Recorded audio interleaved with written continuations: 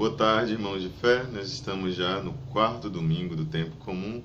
Confira aí as leituras para este domingo.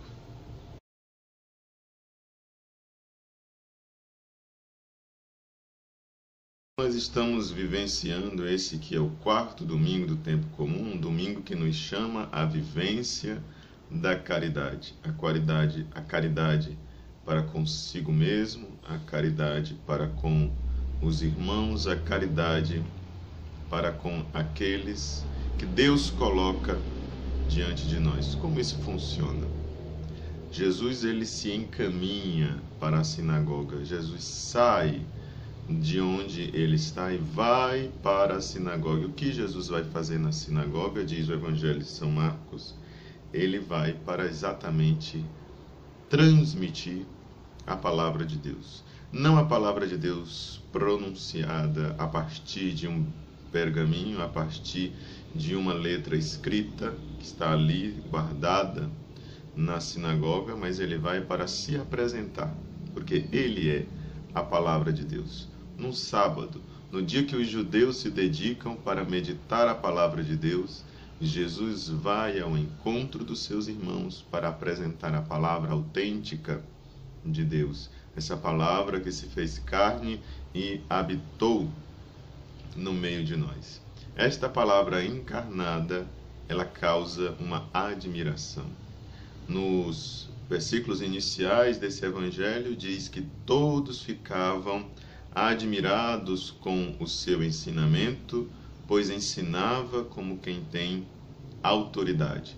De onde vem essa autoridade de Jesus? A autoridade de Jesus está na unidade das suas palavras com os seus gestos.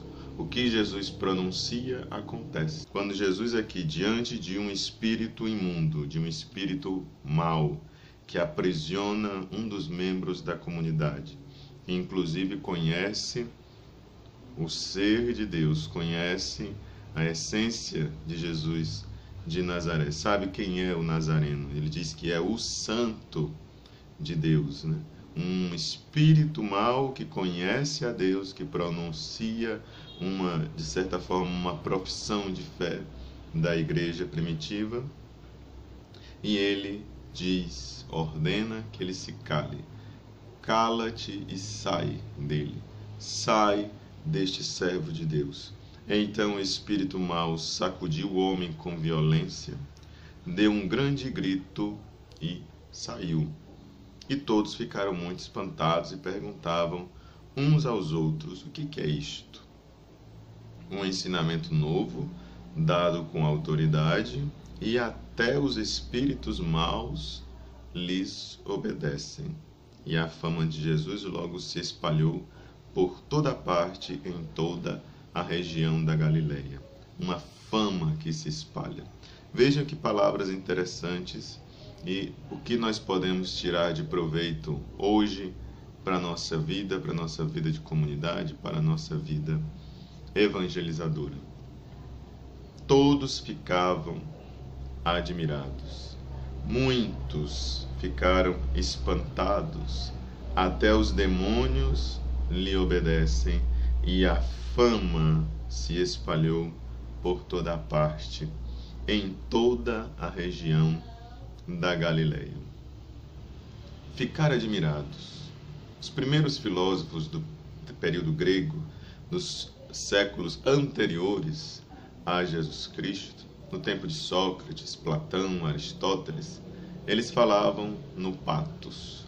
Essa palavra grega que indica exatamente esta admiração. O admirar-se pela natureza, pelos fenômenos, por aquilo que nos cerca. Diante da realidade, os primeiros filósofos, os primeiros que contemplaram a natureza com um olhar mais profundo, eles se encantaram, se admiraram, porque diante desta natureza eles podiam contemplar a face de Deus, contemplar a face de algo transcendente. Hoje, quantas pessoas diante da palavra de Deus não são mais capazes desta admiração, desse encantamento pela realidade, por aquilo que está diante de nós. Nós precisamos resgatar essa admiração, resgatar esse encantamento, principalmente diante da palavra de Deus, diante das coisas simples. Aprender a contemplar a Deus na simplicidade e, de uma forma particular e muito especial, contemplar a Deus na sua palavra, esta palavra que vem ao nosso encontro todos os dias, de modo também especial, no domingo, quando nós meditamos de modo especial a santificação deste dia de preceito, que é o domingo do Senhor. Então essa admiração precisa ser resgatada em nós. Quem não se admira mais, ele não contempla mais. Quem não contempla vai se afastando de Deus, porque não consegue mais perceber a Deus nas coisas simples, nas coisas que estão no nosso cotidiano, à nossa volta. É perceber a beleza de Deus que se manifesta na nossa vida e poder então, a partir desta beleza, contemplar a grandiosidade do Criador, se admirar. Admirar-se das obras que Deus realiza por meio de Jesus Cristo e que estão à nossa volta. Quantos sinais, quantos milagres, quantas manifestações da presença de Deus e do seu amor em nossa vida, e muitas vezes nós estamos desatentos e não somos capazes de perceber que de fato Ele está muito perto de nós. Diz esse evangelho do quarto domingo do tempo comum que até os demônios, até os espíritos maus obedecem a Jesus Cristo. É um momento para nós revermos a nossa obediência. Como está a nossa relação entre Jesus Cristo e a nossa prática de vida? Como nós estamos obedecendo a Deus? Deus nos deu 10 mandamentos de sua lei, de sua palavra, para nós obedecermos. Deus nos deu os 5 mandamentos da igreja por meio de sua esposa, e nós cumprimos esses mandamentos, cumprimos aquilo que Deus quer para a nossa vida, que são as regras de vida para alcançarmos a felicidade. Quem vive dentro dos mandamentos de Deus encontra a felicidade. Quem vive dentro da obediência à palavra de Deus vive em uma unidade constante com a divindade, com a Santíssima Trindade e, por conseguinte, vive feliz. E por fim, a fama de Jesus se espalha, de fato, ainda hoje. Esta fama, ela continua se espalhando. Mas o que é importante mesmo na nossa vida é nós sermos famosos ou sermos importantes. Como diz o nosso estimado professor Mário Sérgio Cortella, nós, no fim da nossa vida, nós não precisamos ser famosos. A fama de Jesus não precisa se espalhar pelo mundo inteiro. O que precisa é que o mundo inteiro considere Jesus como alguém importante. E o que é ser importante? Ser importante é justamente fazer esse processo de importar, trazer de fora para dentro. Quando algo me é importante, é porque esta coisa já não está mais fora de mim, mas está dentro de mim. Eu importei a coisa, né? Eu exporto, eu tiro de dentro para fora. Eu importo, então eu trago de fora para dentro. Se Jesus é importante para mim, então quer dizer que eu trouxe Jesus e aceitei Jesus dentro do meu coração. Famoso, simplesmente famoso, tem muita gente famosa por aí. O presidente dos Estados Unidos é conhecido mundialmente, muito famoso. Seja no cenário nacional, internacional, enfim. Existem milhares de pessoas famosas, assim como Jesus também é famoso. Mas para nós não interessa ser famoso ou não ser famoso. O que importa é ser de fato importante. No fim da nossa vida, pode ser que eu nunca seja famoso, mas eu sei que sou importante para algumas pessoas, da mesma forma como algumas pessoas são importantes para mim. Agora, o ponto aqui nesta reflexão é se Jesus é importante para mim ou não. A questão aqui é se eu consigo fazer a diferença entre estar na vida desgraçada ou estar na vida de graça, na vida da obediência, escolhendo aquilo que é mais importante, ouvindo a palavra de Deus, abrindo o coração, como diz o refrão do salmo desse domingo.